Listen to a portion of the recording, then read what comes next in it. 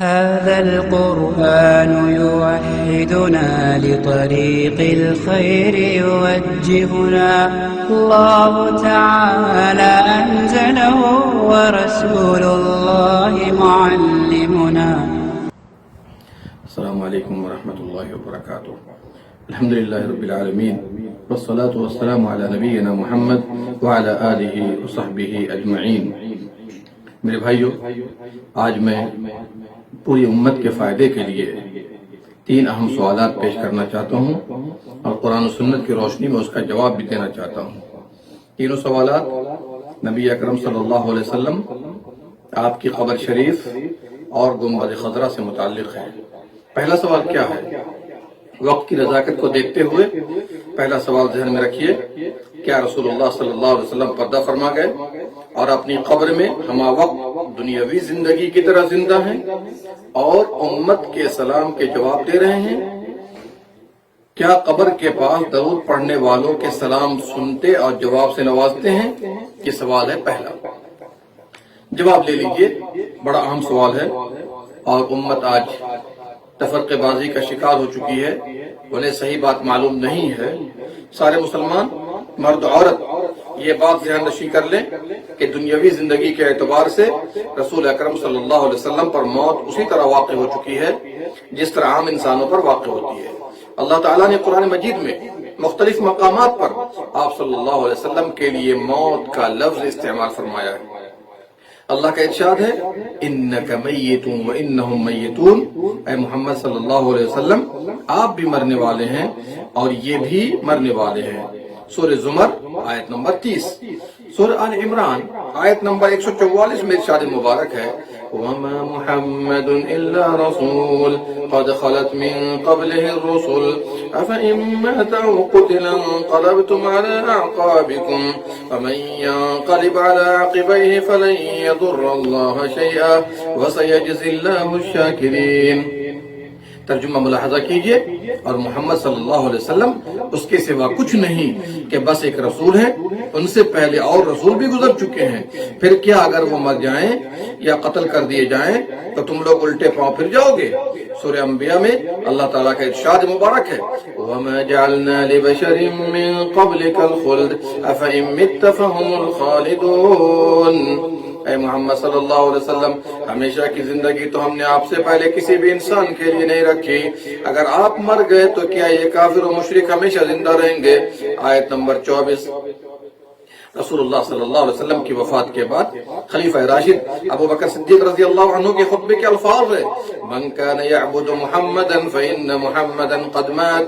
تم میں سے جو محمد صلی اللہ علیہ وسلم کی عبادت کرتا تھا اسے معلوم ہونا چاہیے کہ محمد صلی اللہ علیہ وسلم پر موت واقع ہو چکی ہے. صحیح بخاری اور ابن ماجہ کے اندر یہ حدیث ہے.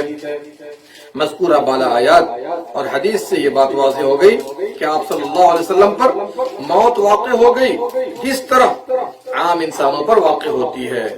چنانچہ آپ صلی اللہ علیہ وسلم کی وفات کے بعد جسد اطہر کو غسل دیا گیا، کفن پہنایا گیا، نماز جنازہ انفرادی طور پر ادا کی گئی اور منو مٹی کے نیچے قبر میں دفن کر دیا گیا. لہذا یہ بات کسی بھی شک و شبہ سے بالاتر ہے کہ دنیاوی زندگی کے اعتبار سے آپ صلی اللہ علیہ وسلم پر موت واقع ہو چکی ہے، پردہ نہیں فرمائے. البتہ آپ کی برزخی زندگی جو موت کے بعد شروع ہوتی ہے، دیکھیے سورۃ المؤمنون آیت نمبر 100، وَمِن وَرَائِهِمْ بَرْزَخٌ إِلَى يَوْمِ يُبْعَثُونَ. ان کے پس پشت تو ایک حجاب ہے ان کے دوبارہ جی اٹھائے جانے کے دن تک. انبیاء، اولیاء، شہداء اور تمام صلحاء کے مقابلے میں پیارے نبی صلی اللہ علیہ وسلم کی برزخی زندگی زیادہ قوی ہے. برزخی زندگی کے بارے میں یہ بات یاد رہنی چاہیے کہ یہ زندگی نہ تو موت سے پہلے والی دنیاوی زندگی کی طرح ہے اور نہ ہی قیامت قائم ہونے کے بعد والی زندگی جیسی ہے، بلکہ اس کی اصل حقیقت کا علم صرف اللہ تعالیٰ کو ہے. اللہ نے فرمایا، وَلَا تَقُولُوا لِمَن يُقْتَلُ فِي سَبِيلِ اللَّهِ أَمْوَاتٌ بَلْ أَحْيَاءٌ وَلَكِنْ لَا تَشْعُرُونَ. اور اللہ تعالیٰ کی راہ کے شہیدوں کو مردہ مت کہو، بلکہ وہ زندہ ہیں لیکن تم سمجھ نہیں سکتے. دیکھیے سورہ بقرہ آیت نمبر 154. جب اللہ تعالیٰ نے اس آیت پاک میں پوری قطعیت کے ساتھ یہ بات بیان کر دی کہ اس کی کیفیت کے بارے میں تمہیں شعور نہیں تو پھر ہمیں اس بارے میں عقل و قیاس کے گھوڑے دوڑانا مناسب نہیں۔ نبی صلی اللہ علیہ وسلم پر سلام کے متعلق احادیث میں تفصیل وارد ہے کہ جو شخص آپ پر صلاۃ و سلام کسی بھی جگہ سے پڑھے، فرشتے اس کا سلام لے کر آپ صلی اللہ علیہ وسلم کے پاس پہنچاتے ہیں، اللہ تعالیٰ آپ کی روح واپس کرتا ہے اور آپ سلام کا جواب دیتے ہیں۔ حدیث ملاحظہ کیجئے، عبداللہ ابن مسعود رضی اللہ عنہ سے مروی ہے کہ نبی صلی اللہ علیہ وسلم نے فرمایا ان للہ ملائکۃ سیاحین فی الارض یبلغونی من امتی السلام، بے شک اللہ تعالیٰ کے بہت سے فرشتے زمین میں سیر و سیاحت کرتے ہیں اور میری امت کے سلام لے کر مجھے پہنچاتے ہیں۔ اسے نسائی اور دارمی نے روایت کیا، حدیث صحیح ہے۔ دیکھیے صحیح سنن نسائی علامہ البانی کی حدیث نمبر 1282، صحیح الترغیب علامہ البانی کی حدیث نمبر 1664۔ مزید اس کی تفصیل دوسری حدیث میں وارد ہے، جیسا کہ ابو ہریرہ رضی اللہ عنہ نقل کرتے ہیں کہ نبی صلی اللہ علیہ وسلم نے فرمایا ما من احد یسلم علی الا رد اللہ علی روحی حتی رد علیہ السلام، جب کوئی مجھے سلام کہتا ہے تو اللہ تعالیٰ میری روح لوٹاتا ہے اور میں اس کا سلام کا جواب دیتا ہوں۔ ابو داؤد شریف کے اندر یہ روایت موجود ہے، حدیث حسن ہے، جیسا کہ علامہ البانی نے کہا۔ صحیح ابی داؤد آپ ہی کی حدیث نمبر 2041، صحیح الجامع حدیث نمبر 5679، صحیح الترغیب حدیث نمبر 1666۔ ان دونوں صحیح حدیثوں سے یہ بات واضح ہوتی ہے کہ اگر کوئی بندہ نبی صلی اللہ علیہ وسلم پر کسی بھی جگہ سے سلام پڑھتا ہے تو اللہ کے فرشتے سلام لے کر پہنچاتے ہیں اور آپ صلی اللہ علیہ وسلم پر اللہ تعالیٰ روح لوٹاتا ہے، اس لیے کہ عام اوقات میں آپ صلی اللہ علیہ وسلم کی روح مبارک جسم کے ساتھ نہیں رہتی بلکہ عرش کے قریب جنت میں رہتی ہے۔ دیکھیے صحیح البخاری کتاب الجنائز حدیث سمرہ رضی اللہ عنہ، آپ صلی اللہ علیہ وسلم سلام کا جواب دیتے ہیں۔ سلام پہنچانے اور روح واپس کرنے کی کیفیت و اوقات رب العالمین ہی جانتا ہے، اللہ ہی جانتا ہے، کیونکہ یہ چیزیں غیبیات سے تعلق رکھتی ہیں اور اس کا ہمیں علم نہیں دیا گیا۔ ان حدیث کے مقابلے میں کوئی یہ نہ کہے کہ آپ صلی اللہ علیہ وسلم پر سلام پڑھنے والے لامحدود کروڑوں شخص ہیں، لوگ ہر وقت سلام پڑھ رہے ہیں، پھر آپ صلی اللہ علیہ وسلم کو بار بار اذیت نہیں دی جاتی، لہذا ہر وقت ان کی روح جسم میں رہتی ہے اور وہ حیات دنیاوی کی طرح زندہ ہیں، سنتے اور دیکھتے ہیں، نفع و نقصان پہنچاتے ہیں۔ یہ باطل عقیدہ ہے اور اللہ تعالیٰ پر بہتان تراشی اور مذہب اہل سنت والجماعت کے مخالف ہے۔ ہم لوگ احادیث صحیحہ کے ساتھ ہیں۔ احادیث صحیحہ کہتی ہیں کوئی شخص آپ پر سلام پڑھتا ہے تو اللہ تعالیٰ آپ کی روح واپس کرتا ہے اور آپ سلام کا جواب دیتے ہیں تو ہم اسے قبول کرتے ہیں، لیکن کوئی شخص سابق بات از عقل بغیر دلیل کے نہ کہے، یعنی آپ پر سلام پڑھنے والے لامحدود اشخاص ہیں، لوگ ہر وقت سلام پڑھ رہے ہیں، لہذا ہر وقت ان کی روح جسم میں رہتی ہے، تو ہم کہیں گے حدیث شریف اور آپ کی بات میں تعارض و ٹکراؤ ہے۔ حدیث نبی صلی اللہ علیہ وسلم کا فرمان عالی ہے، وہ بطور دین اپنی طرف سے کوئی بات نہیں کہتے تھے جب تک اللہ تعالیٰ کی طرف سے وحی نہ کر دی جائے۔ حدیث تمام احوال میں قبول کی جائے گی۔ آپ کی بات عقلی ہے جو کہ حدیث کے مقابلے میں باطل ہے، حدیث کے مقابلے میں باطل ہے۔ اگر ہم پہلی بات کو لے لیں تو پھر مذکورہ بارہ صحیح حدیث کہ مجھ پر روح لوٹائی جاتی ہے کا کیا مطلب ہوگا؟ دور حاضر میں بندہ مسلم بسا اوقات عقلی گفتگو کر کے قرآن و حدیث کو رد کر دیتا ہے اور اس طرح گمراہی میں جا گرتا ہے۔ اس لیے ہر بندہ مسلم یہ عقیدہ رکھے کہ کوئی بھی کبھی بھی آپ صلی اللہ علیہ وسلم پر سلام پڑھے گا تو فرشتے سلام پہنچا دیتے ہیں اور آپ کی روح واپس کر دی جاتی ہے۔ کیسے کی جاتی ہے، کب کی جاتی ہے، اس کی حقیقت رب کائنات ہی جانتا ہے، کیونکہ یہ چیزیں علم غیب سے تعلق رکھتی ہیں اور ان کا علم ہمیں نہیں دیا گیا ہے۔ لیکن ان اشیاء پر ویسے ہی ایمان لانا ضروری ہے جس طرح کتاب اللہ اور سنت مصطفیٰ میں وارد ہے۔ بعض کم فہم لوگ ایک بات پیش کرتے ہیں کہ جب کوئی دور سے نبی صلی اللہ علیہ وسلم کو سلام کرتا ہے تو فرشتے پہنچاتے ہیں، اور جب آپ کی قبر مبارک کے پاس سلام کرتا ہے تو وہ خود اسے سنتے اور جواب دیتے ہیں۔ یہ بات غلط اور بے بنیاد ہے، کیونکہ اس پر کوئی نص صحیح و صریح وارد نہیں۔ ہاں ایک حدیث دو سندوں سے وارد ہے جو موضوع اور نہایت ضعیف ہے، قابل حجت نہیں۔ آپ صلی اللہ علیہ وسلم نے فرمایا جو میری قبر کے پاس مجھ پر درود پڑھتا ہے میں اسے سنتا ہوں، اور جو مجھ پر دور سے درود پڑھتا ہے وہ مجھے پہنچا دیا جاتا ہے۔ اسے امام بیہقی نے شعب الایمان اور امام سیوطی نے الجامع الصغیر میں ذکر کیا ہے۔ علامہ محمد ناصر الدین البانی نے شعب کی حدیث کو ضعیف اور سیوطی کی اس حدیث کو موضوع قرار دیا ہے. تفصیل کے لیے دیکھیے ضعیف الجامع حدیث نمبر 5670، تخریج مشکات علامہ البانی کی حدیث نمبر 924. اسی طرح علامہ ابن تیمیہ رحمہ اللہ نے مجموع فتاوی میں اسے موضوع قرار دیا ہے. لہذا یہ عقیدہ رکھنا کہ قبر کے پاس سلام پڑھنے سے نبی صلی اللہ علیہ وسلم خود سنتے اور جواب دیتے ہیں صحیح نہیں ہے. اب یہ بات اس حدیث کے مخالف ہے. رد اللہ علیہ روحی، اللہ میری روح مجھ پر لوٹاتا ہے. سوال نمبر 2، آج بہت سے لوگ قبروں مزاروں کی حد سے زیادہ تعظیم کرنے اور انہیں مسجد میں داخل کرنے یا مسجد میں قبر بنانے کے متعلق یہ کہا کرتے ہیں کہ جب نبی اکرم صلی اللہ علیہ وسلم کی قبر مسجد نبوی میں ہے تو پھر ہم مسجد میں قبر کیوں نہ بنائیں؟ اگر یہ عمل حرام ہوتا تو آپ صلی اللہ علیہ وسلم اور صاحبین رضی اللہ عنہما کی قبر مسجد نبوی میں نہ بنائی جاتی. سارے مسلمان جواباً اس بات کو جان لیں کہ مذہب اسلام نے قبروں کو مسجد اور مسجد میں قبر بنانے سے سختی سے ڈرایا ہے. رسول اکرم صلی اللہ علیہ وسلم نے فرمایا اللہ تعالیٰ یہود و نصارہ پر لعنت کرے کہ انہوں نے اپنے نبیوں کی قبروں کو سجدہ گاہ بنا لیا تھا. رواہ البخاری و مسلم.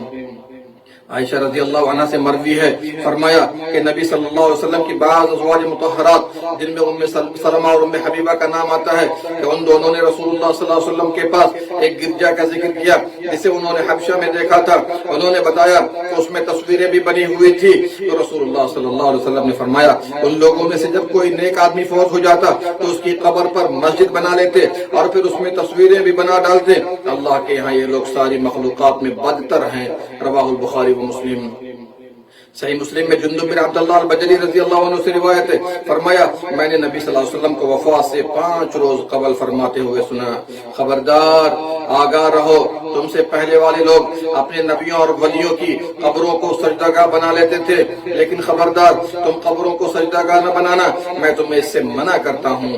رواہ مسلم حدیث نمبر 532. مصنف ابن ابی شیبہ میں اسی معنی کی حدیث موجود ہے. مصنف کی اس روایت کے متعلق مشہور محدث علامہ محمد ناصر الدین البانی فرماتے ہیں اس حدیث کی سند امام مسلم کی شرط پر صحیح ہے.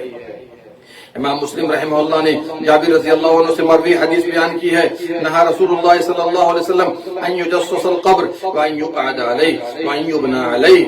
نبی صلی اللہ علیہ وسلم نے قبروں کو چونا گچ کرنے، اس پر بیٹھنے اور اس پر عمارت بنانے سے منع فرمایا ہے. حدیث نمبر 970. یہ اور ان کے ہم معنی دیگر احادیث صحیحہ اس بات پر دلالت کرتی ہیں کہ قبروں پر مسجدیں بنانا، انہیں سجدہ کرنا اور وہاں دیگر اعمال و عبادات بجا لانا حرام ہے. ایسا کرنے والے پر رسول اللہ صلی اللہ علیہ وسلم نے لعنت فرمائی ہے. یہ یہود و نصارہ کا فعل ہے. اور جیسا کہ اس معنی کی دیگر احادیث بھی اس بات پر دلالت کرتی ہیں کہ قبروں پر عمارتیں تعمیر کرنی، قبے بنانا، قبروں کو پختہ کرنا اور مسجد میں قبریں بنانا حرام ہے، کیونکہ یہ شرک اور اللہ کے سوا اصحاب قبور کی حد سے زیادہ تعظیم اور ان کی عبادت کا سبب ہے، جیسا کہ قدیم و جدید دور کے واقعات اس پر شاہد ہیں. لہذا مسلمانوں پر واجب ہے کہ وہ دنیا بھر میں کہیں بھی رہ رہے ہوں ان اشیاء سے اجتناب کریں جس سے رسول اللہ صلی اللہ علیہ وسلم نے منع فرمایا ہے، اور اس بات سے فریب خوردہ نہ ہوں کہ بہت سے لوگ اس طرح کر رہے ہیں اور بہت سے علماء سو ایسے فتاوے دے رہے ہیں. یاد رکھیے کہ حق مومن کی گمشدہ دولت ہے، وہ اسے جب بھی پاتا ہے حاصل کرتا ہے، اور پھر حق معلوم کرنے کے لیے معیار کتاب اللہ ہے، سنت رسول اللہ صلی اللہ علیہ وسلم ہے، لوگوں کے اعمال و آراء نہیں. یہاں یہ بات بھی واضح رہے کہ ایسی مساجد جن میں قبریں ہیں ان میں قصداً نماز ادا کرنا صحیح نہیں، کیونکہ رسول اللہ صلی اللہ علیہ وسلم نے اس سے منع فرمایا اور ایسے لوگوں پر لعنت کی ہے. اسلام قبر اور مسجد کو ایک جگہ نہیں چاہتا کیونکہ یہ شرک کا سبب اور یہود و نصارہ جیسا عمل ہے. وہ بھی اسی بنا پر سخت گمراہی کے شکار ہوئے اور وہ برابر ان مساجد میں عبادت کے لیے کوشاں رہتے ہیں جو قبروں پر بنائی گئی ہوں یا وہ مساجد جن میں قبریں ہیں. بعض لوگ دور حاضر میں جہالت اور اتباع سنت سے دوری کے سبب یہ بات کرنے لگے کہ قبر والی مسجد میں نماز پڑھنے سے دوہرا ثواب ہے، ایک نماز کا اجر، دوسرا فیض روحانی حاصل ہوتی ہے. در حقیقت یہ بات احادیث صحیحہ کے خلاف اور جہالت کا بین ثبوت ہے. ایسے لوگوں کے پاس کتاب و سنت کا شرعی علم نہیں، وہ گمان کی پیروی کرتے اور اٹکلیں ہانکتے ہیں، وہ دین سے دور اور لوگوں کو گمراہی کے دلدل میں گرا رہے ہیں. اللہ انہیں صحیح عقائد اور فکر سلیم کی توفیق مرحمت فرمائے، آمین یا رب العالمین. شیخ الاسلام علامہ ابن تیمیہ رحمہ اللہ سے سوال کیا گیا کہ وہ مسجد جس میں قبر ہے اس میں نماز ادا کرنی کیسی ہے؟ جواباً ارشاد فرمایا اس پر اسلاف کرام اور ائمہ اعظام کا اتفاق ہے کہ ایسی مساجد میں نماز یعنی فرض و نفل ادا نہ کی جائے، جیسا کہ احادیث صحیحہ کی دلالت ہے۔ ایسی مسجدیں منہدم کر دی جائیں یا قبر برابر کر دی جائے اور میت کو عام قبرستان کی طرف منتقل کر دیا جائے۔ دیکھیے فتاوی ابن تیمیہ جلد نمبر 1 صفحہ نمبر 107، جلد نمبر 2 صفحہ نمبر 192۔ یہ حقیقت بھی ذہن میں رہے کہ محمد صلی اللہ علیہ وسلم اور آپ کے صاحبین ابو بکر عمر رضی اللہ عنہما کی تدفین مسجد نبوی میں نہیں ہوئی تھی بلکہ عائشہ رضی اللہ عنہا کے حجرے میں ہوئی تھی۔ لیکن جب ولید بن عبد الملک کے عہد میں مسجد نبوی کی توسیع کی گئی تو پہلی صدی ہجری کے آخر یعنی 88 ہجری میں حجرہ عائشہ کو مسجد میں داخل کر دیا گیا تو اس کا یہ عمل مسجد میں دفن کرنے کے حکم میں شمار نہ کیا جائے گا، اس لیے کہ رسول اللہ صلی اللہ علیہ وسلم اور ابو بکر عمر رضی اللہ عنہما زمین مسجد کی طرف منتقل نہیں کیے گئے بلکہ جس حجرے میں تھے توسیع کے پیش نظر اسے مسجد میں داخل کر دیا گیا۔ اس وقت مدینے میں موجود سارے صحابہ اکرام وفات پا گئے تھے، برخلاف اس کے کہ بعض علماء نے وہم و گمان کرتے ہوئے کہا کہ بعض صحابہ اس وقت مدینے میں موجود تھے۔ یہ بات صحیح نہیں ہے۔ تاریخ ابن جریر جلد نمبر 5 صفحہ نمبر 222 سے 223، تاریخ ابن کثیر جلد نمبر 9 صفحہ نمبر 74 اور 75۔ علامہ حافظ محمد بن عبد الحادی نے سواری منکی صفحہ نمبر 136 میں فرمایا حجرہ عائشہ رضی اللہ عنہا کو مسجد نبوی شریف میں خلافت ولید بن عبد الملک میں داخل کیا گیا، جبکہ مدینے کے سارے صحابہ رضی اللہ عنہم وفات پا گئے تھے۔ مدینے میں آخر میں وفات پانے والے صحابی جابر بن عبداللہ رضی اللہ عنہ ہیں، عبداللہ رضی اللہ عنہ ہیں، جن کی وفات خلافت عبد الملک 78 ہجری میں ہوئی۔ ولید برسر اقتدار 86 ہجری میں آیا اور اس کی وفات 96 ہجری میں ہوئی۔ یہ بات بھی واضح رہے جب عمر فاروق رضی اللہ عنہ نے اپنے عہد خلافت میں مسجد نبوی کی توسیع کی تو ہر جانب سے کی، لیکن حجرہ عائشہ کو مسجد نبوی میں داخل نہ کیا کیونکہ انہیں اس کی حرمت کا پتہ تھا۔ اس لیے اس موقع پر عمر فاروق نے فرمایا تھا لا سبیل الیہا، اس کی گنجائش نہیں۔ دیکھیے طبقات ابن سعد جلد نمبر 4 صفحہ نمبر 21، تاریخ دمشق ابن عساکر کی جلد نمبر 8 صفحہ نمبر 478۔ امام سیوطی نے الجامع الکبیر میں فرمایا کہ اس کی سند صحیح ہے۔ اسی طرح عثمان رضی اللہ عنہ نے مسجد نبوی کی توسیع کی مگر حجرہ عائشہ کو مسجد نبوی میں داخل نہ فرمایا تاکہ اسلام کے منع کردہ اشیاء میں دخول نہ ہو۔ تفصیل کے لیے دیکھیں تحذیر الساجد علامہ البانی کی صفحہ نمبر 58 سے 69۔ لہذا ولید بن عبد الملک کے اس مذکورہ عمل کو جو کہ غلطی پر مبنی ہے اس کو مسجد میں تدفین سے تعبیر نہیں کیا جا سکتا کیونکہ رسول اللہ صلی اللہ علیہ وسلم اور صاحبین رضی اللہ عنہما کو ارض مسجد کی طرف منتقل نہیں کیا گیا بلکہ توسیع کے پیش نظر حجرہ عائشہ کو مسجد میں شامل کیا گیا تھا۔ نیز یہ بھی یاد رکھیں کہ اگر ولید کو مسجد کے توسیع کی سخت حاجت تھی تو ہر جانب سے کرتے، حجرہ شریف کو نہ چھیڑتے۔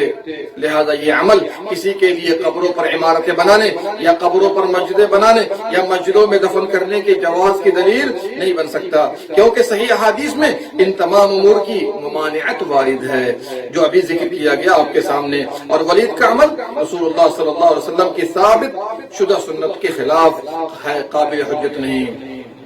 تیسرا سوال لے لیجئے، مسجد نبوی میں قبر رسول صلی اللہ علیہ وسلم کے اوپر گنبد خضرا کی تعمیر وجود میں آئی تو کیا یہ اس بات پر دلیل ہے کہ بندہ مسلم قبروں پر گنبد و قبہ وغیرہ بنائے؟ اور کیا گنبد خضرا کی کوئی فضیلت ثابت ہے جس بنا پر اس کی تعریف میں اشعار کہے جائیں؟ اور کیا گنبد خضرا کا سایہ نہیں؟ جواب یاد رکھیے، محاسن و خوبیوں سے لبریز مذہب اسلام کی خوبی یہ ہے کہ اس نے شرک اور وسائل شرک سب سے اس امت کو منع کر دیا تاکہ اللہ رب العالمین مالک ارض و سما کی عظمت و کبریائی پر حرف نہ آئے۔ اسلام کے محاسن میں سے ایک یہ بھی ہے کہ اس نے زندوں کی طرح موحد مردوں کی بھی تکریم کی ہے، انہیں غسل دینے، خوشبو لگانے اور جلد سے جلد ان پر نماز جنازہ پڑھ کر دفن کرنے کا حکم دیا۔ نیز انہیں برابر دعاؤں میں یاد رکھنے کا امر صادر فرمایا۔ ارشاد ربانی ہے والذین جاءوا من بعدهم یقولون ربنا اغفر لنا ولاخواننا الذین سبقونا بالایمان، اور جو بعد میں آئیں گے وہ پہلے والوں کے لیے دعا کریں گے اے ہمارے پروردگار ہمیں بخش دے اور ہمارے ان بھائیوں کو بھی جو ہم سے پہلے ایمان لا چکے ہیں، زندہ ہو یا مردہ۔ سورہ حشر آیت نمبر 10۔ اس طرح کی احادیث بہت سی وارد ہیں، کتب حدیث کا مطالعہ کر لیجئے۔ مذہب اسلام نے عمومی طور پر اور عام اوقات میں قبروں کی زیارت کا حکم دیا تاکہ آخرت کی یاد تازہ ہو اور ان کے لیے رحمت و مغفرت کی دعا کی جائے، رواہ مسلم۔ اور آخرت کی یاد اس وقت تازہ ہوگی جب قبر عام حالت میں ہوں، حد شرعی سے زیادہ اونچی نہ کی جائے، اس پر دیواریں پختہ نہ بنائی جائیں، قبے مشاہد تعمیر نہ کیے جائیں، اس پر مجاورت نہ کی جائے، اس کے گرد مرد و عورت کا ہجوم نہ ہو، اس کے آس پاس رقص و قوالیاں نہ کی جائے، زائرین کی بھیڑ بھاڑ نہ ہو، ورنہ آخرت کی یاد دہانی تو دور، دنیا داری اور برائی اور شرک و بدعت کا باعث ہو جائیں گے، جیسا کہ دور حاضر کا مشاہدہ ہے۔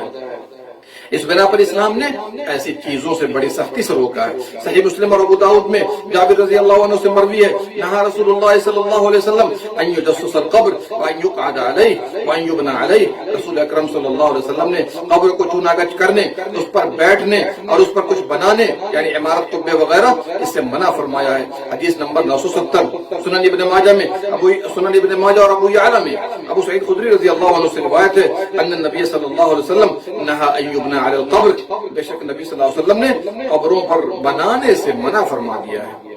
قبروں پر بنانا یا قبروں کے ارد گرد بنانا دونوں اس حدیث پاک میں شامل ہے، کیونکہ علی بمعنی پر بھی آتا ہے اور علی بمعنی آس پاس، جیسا کہ سورۃ البروج میں آیت ہے اذ ہم علیہا قعود۔ اس موضوع کی بہت ساری صحیح روایات کتب ستہ، مسند احمد، مصنفات اور طبرانی وغیرہ میں موجود ہے۔ یہ احادیث صحیحہ اس بات میں دلالت کرتی ہیں کہ قبروں پر قبے اور دیوار نہ بنائے جائیں، انہیں پختہ نہ کیا جائے اور نہ مجاورت اختیار کی جائے اور ایک بالشت سے زیادہ اونچی نہ کی جائے، جسے اسلام نے شرعی حد بتایا ہے۔ بعض لوگ قبروں کے گرد عمارتیں اور قبے بنانے پر ان احادیث دلیل پکڑتے ہیں جن میں وارد ہے نہا رسول اللہ صلی اللہ علیہ وسلم ان یبنى علی القبر، نبی صلی اللہ علیہ وسلم نے قبروں پر عمارت بنانے اور قبہ بنانے سے منع فرمایا ہے۔ کہتے ہیں کہ یہ کام قبروں پر منع ہے تو اس کے گرد بنائے جائیں تو کوئی حرج نہیں، اور قبے و گنبد وغیرہ قبروں پر نہیں بنائے جاتے۔ تو جواباً گزارش ہے کہ احادیث میں اعلیٰ کا لفظ ہے جو کہ پر کے معنی میں ہوتا ہے اور اسے شریعت میں پاس کے لیے بھی استعمال کیا گیا ہے۔ اس کی دلیل اللہ کا فرمان اذ ہم علیہا قعود، جبکہ وہ لوگ یعنی کافر بادشاہ اور اس کے کارندے آگ جلا کر مسلمانوں کو اس میں ڈالتے ہوئے تماشائی بنے ہوئے تھے، یہاں ہے اس کے پاس بیٹھے تھے، سورہ بروج آیت نمبر 6۔ اگر اس آیت میں اعلیٰ بمعنی پر ہوتا تو کیا کوئی عاقل کہہ سکتا ہے کہ لوگ آگ پر بیٹھے تھے؟ اس سے واضح ہو گیا کہ اعلیٰ دونوں معنی میں استعمال ہوتا ہے، لہذا قبروں کے آس پاس بیٹھنا یعنی مجاورت کرنا یا اس کے آس پاس عمارتیں قبہ اور گنبد وغیرہ بنانا دونوں منع ہے۔ دوسری بات یہ ہے کہ قبے و گنبد وغیرہ آس پاس بنتے ہیں، اوپر جا کر قبر پر ہی ہوتے ہیں، جیسا کہ ظاہر ہے۔ ان اشیاء کی خطرناکی کے پیش نظر صحابہ کرام رضی اللہ عنہم نے رسول اللہ صلی اللہ علیہ وسلم کی اس تعلیم و توجیہ کے سبب موت کے وقت وصیت کی تاکہ قبر پر عمارت و قبے نہ بنائے جائیں۔ ان صحابہ میں ابو موسیٰ اشعری رضی اللہ عنہ سر فہرست ہیں۔ اگر اس کی تفصیل دیکھنی ہو تو مسند احمد جا کر دیکھ لیجئے، اس کی سند قوی ہے اور حدیث اس کو توجہ کے ساتھ سنیے۔ ابو ہریرہ رضی اللہ عنہ نے فرمایا ابو موسیٰ اشعری نے وفات کے وقت وصیت کی تم نے میرے جنازے کو تیز لے کر چلنا ہوگا، میرے جنازے کے ساتھ کوئی انگیٹھی نہ ہو اور میری لحد یعنی قبر میں کوئی چیز نہ رکھنا جو میرے اور مٹی کے درمیان حائل ہو، نیز میری قبر پر کسی قسم کی عمارت نہ بنانا۔ میں تم کو اس پر گواہ بناتا ہوں کہ میں بال موڑنے والی، چیخو پکار کرنے والی، کپڑے پھاڑنے والی عورت سے بیزار ہوں۔ لوگوں نے پوچھا آپ نے ان باتوں کو رسول اللہ صلی اللہ علیہ وسلم سنا ہے؟ تو انہوں نے جواب دیا جی ہاں۔ یہ روایت مسند احمد کے اندر ہے، سند قوی ہے اور یہی مذہب ائمہ اربعہ رحمہ اللہ اور ابن حزم رحمہ اللہ وغیرہ کا ہے۔ دیکھیے کتاب الآثار امام محمد کی نقل عن ابی حنیفہ رحمہ اللہ صفحہ نمبر 45، محلہ ابن حزم کی جلد نمبر 5 صفحہ نمبر 33 اور احکام الجنائز علامہ البانی کی صفحہ نمبر 90 سے 95۔ نبی صلی اللہ علیہ وسلم صحابہ اکرام کو بھیجتے کہ جائیں جو قبر شرعی حد سے اونچی ملے انہیں برابر کر دیں اور جن پر گنبد و قبے نظر آئیں انہیں گرا دیں۔ صحیح مسلم کے اندر یہ روایت ابو الحیاج اسبی وغیرہ سے موجود ہے۔ مذکورہ بالا تفاصیل سے یہ بات واضح ہوگی کہ قبروں پر عمارتیں قبے اور گنبد بنانا حرام ہے۔ بعض کم فہم اور دین سے دور لوگ قبروں پر تعمیر کرنے کے سلسلے میں کچھ گرے پڑے دلائل، ضعیف اور موضوع روایات اور واحد تباہی والے قصے پیش کیا کرتے ہیں۔ یہ دلائل مکڑی کے گھر کی طرح ہیں یا اس سے بھی کمزور۔ اس پر رد کے لیے دیکھیے قبے اور مزارات کی تعمیر ایک شرعی جائزہ، مؤلف شیخ محمد بن ابراہیم بن عبداللطیف، مترجم شیخ صفی الرحمن مبارک پوری رحمہ اللہ۔ مسجد نبوی میں نبی اکرم صلی اللہ علیہ وسلم کی قبر شریف پر جو گنبد خضرا تعمیر ہے اسے بنانے کا حکم نہ تو نبی صلی اللہ علیہ وسلم نے دیا، نہ ابو بکر عمر عثمان علی رضی اللہ عنہم جیسے خلفائے راشدین نے، اور نہ ہی ان زمانوں میں بنایا گیا۔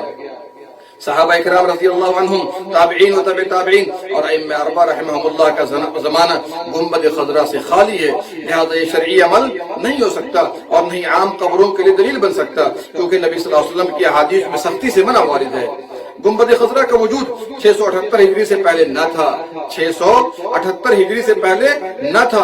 678 ہجری میں بادشاہ منصور قلاؤن صالحی نے حجرہ شریف پر گنبد بنانے کا حکم دیا۔ تفصیل کے لیے دیکھیے وفاء الوفا باخبار دار المصطفیٰ علامہ نور الدین بن علی احمد سمہودی، جلد نمبر 2 صفحہ نمبر 608، خلاصۃ الوفا انہی کی صفحہ نمبر 304 سے 305۔ ذرا غور کیجئے، جو کام 7ویں صدی ہجری کے اخیر میں ہو اسے سنت و استحباب کا نام کیسے دیا جا سکتا ہے، جبکہ خیر القرون اس سے خالی ہے؟ اور کیا منصور قلاؤن کا یہ عمل عام قبور کے لیے قابل حجت بن سکتا ہے؟ گنبد خضرا تعمیر ہونے کے بعد نظر آتش ہونے کے سبب پھر دوبارہ 886 ہجری میں بادشاہ قاتبائی اشرف جرکسی کے ہاتھ میں بنایا گیا، پھر مضبوط گنبد 892 ہجری میں بنایا گیا اور اب تک موجود ہے۔ یہ بات بھی واضح رہے کہ گنبد خضرا کا رنگ بننے اور بعد کے زمانے میں نیلا تھا، یعنی آسمانی رنگ تھا، یہاں تک کہ سلطان محمود کا زمانہ آیا، اس نے 1253 ہجری میں سبز یعنی ہرا رنگ میں رنگ دیا۔ اس سے قبل اسے گنبد زرقا یعنی نیلا گنبد، گنبد فیحا وسیع گنبد اور گنبد بیضا سفید گنبد کہا جاتا تھا۔ تفصیل کے لیے دیکھیے نزہۃ الناظرین جعفر بن اسماعیل برزنجی کی صفحہ نمبر 77، مرآۃ الحرمین ابراہیم رفعت باشا کی جلد نمبر 1 صفحہ نمبر 474، فصول من تاریخ المدینہ غزالی حافظ کی صفحہ نمبر 116، تاریخ المسجد النبوی شریف محمد الیاس عبد الغنی کی صفحہ نمبر 188 سے 191۔ خلاصہ کلام یہ ہے کہ گنبد خضرا کا وجود نبی اکرم صلی اللہ علیہ وسلم، صحابہ کرام، تابعین نظام اور تبع تابعین کے بعد تک زمانہ میں نہیں پایا گیا، یہاں تک کہ ائمہ اربعہ رحمہم اللہ کا زمانہ بھی اس سے خالی ہے، اور نہیں نبی اکرم صلی اللہ علیہ وسلم نے ہمیں مساجد اور قبروں پر گنبد بنانے کا حکم دیا، بلکہ آپ کی تعلیمات کے خلاف ہے، پھر یہ عام قبروں کے لیے قابل حجت نہیں ہے۔ اللہ تعالیٰ مملکت سعودی عرب کو توفیق دے کہ اسے سنت کے مطابق کر دیں جیسا کہ یہ عہد صحابہ میں قائم تھے، یعنی گنبد خضرا زمین بوس کر دیں اور مسجد نبوی شریف اور آپ کی قبر کے درمیان فصل کر دیں، تاکہ اصحاب بدع و خرافات مردوں کو مسجد میں دفن کرنے اور قبر و مزاروں پر قبے گنبد وغیرہ بنانے پر دلیل نہ پکڑ سکیں۔ نیز اس کی کوئی فضیلت نہیں، کیونکہ عہد صحابہ تابعین تبع تابعین کے بہت بعد کا ہے، لہذا اس کی تعریف و فضیلت میں اشعار و قوالیاں کہنا اور اس کے رنگ کے عمامے لگانا کم فہمی کی دلیل ہے۔ عوام اور بعض خواص میں یہ بات مشہور ہے کہ گنبد خضرا کا سایہ نہیں، جیسا کہ نبی رحمت صلی اللہ علیہ وسلم کا سایہ نہ تھا۔ یہ بات ذہن میں رکھیے گا کہ دونوں ہی باتیں غلط ہیں، نبی اکرم صلی اللہ علیہ وسلم کا سایہ تھا اور گنبد خضرا کا بھی سایہ ہے۔ نبی رحمت صلی اللہ علیہ وسلم کے سایہ کے متعلق احادیث ملاحظہ فرما لیں۔ انس بن مالک رضی اللہ عنہ سے مروی ہے، فرمایا ایک روز ہم لوگوں نے رسول اللہ صلی اللہ علیہ وسلم کے ساتھ نماز فجر ادا کی۔ انس کہتے ہیں کہ آپ صلی اللہ علیہ وسلم اثناء نماز میں تھے کہ آپ نے اپنا ہاتھ آگے بڑھایا پھر اسے پیچھے کیا۔ جب نماز سے فارغ ہوئے ہم نے کہا اے اللہ کے رسول صلی اللہ علیہ وسلم، آپ نے نماز میں ایسا کام کیا اس سے قبل آپ نے کبھی نہ کیا۔ فرمایا میں نے جنت دیکھی، مجھ پر پیش کی گئی، پھر مجھ پر جہنم پیش کی گئی، حتی رأیت ظلی و ظلکم، یہاں تک کہ میں نے اس میں اپنا سایہ اور تم لوگوں کا سایہ دیکھا۔ کتنی سری حدیث ہے، یہ روایت ہے صحیح ابن خزامہ میں جلد نمبر 2 صفحہ نمبر 50، حدیث نمبر 890، مستدرک حاکم میں جلد نمبر 4 صفحہ نمبر 502، حدیث نمبر 8407، نوادر الرسول حکیم ترمذی کی جلد نمبر 2 صفحہ نمبر 127۔ علامہ البانی نے اس حدیث کو صحیح ابن خزیمہ حدیث 2 میں صحیح قرار دیا ہے۔ ایک اور روایت لیجیے کہ نبی صلی اللہ علیہ وسلم کا سایہ تھا۔ عائشہ رضی اللہ عنہ سے روایت ہے، فرماتی ہیں ہم لوگ رسول اللہ صلی اللہ علیہ وسلم کے ساتھ ایک سفر میں تھے، صفیہ رضی اللہ عنہ کا اونٹ چلنے سے عاجز رہا اور زینب رضی اللہ عنہ کے ساتھ ایک زائد اونٹ تھا۔ رسول اللہ صلی اللہ علیہ وسلم نے ان سے فرمایا اے زینب، یقیناً صفیہ کا اونٹ چلنے سے عاجز رہا، اسے اپنا ایک اونٹ دے دے۔ انہوں نے کہا میں اس یہودیہ کو دوں، میں اس یہودیہ کو دوں۔ رسول اللہ صلی اللہ علیہ وسلم غضبناک ہوئے اور اسے ذی الحجہ کے باقی ایام، محرم، صفر اور ربیع الاول کے چند ایام الگ رہے، یہاں تک کہ انہوں نے اپنا ساز و سامان اور بستر اٹھا لیا۔ انہوں نے گمان کیا کہ آپ صلی اللہ علیہ وسلم کو ان کی حاجت نہیں رہ گئی ہے۔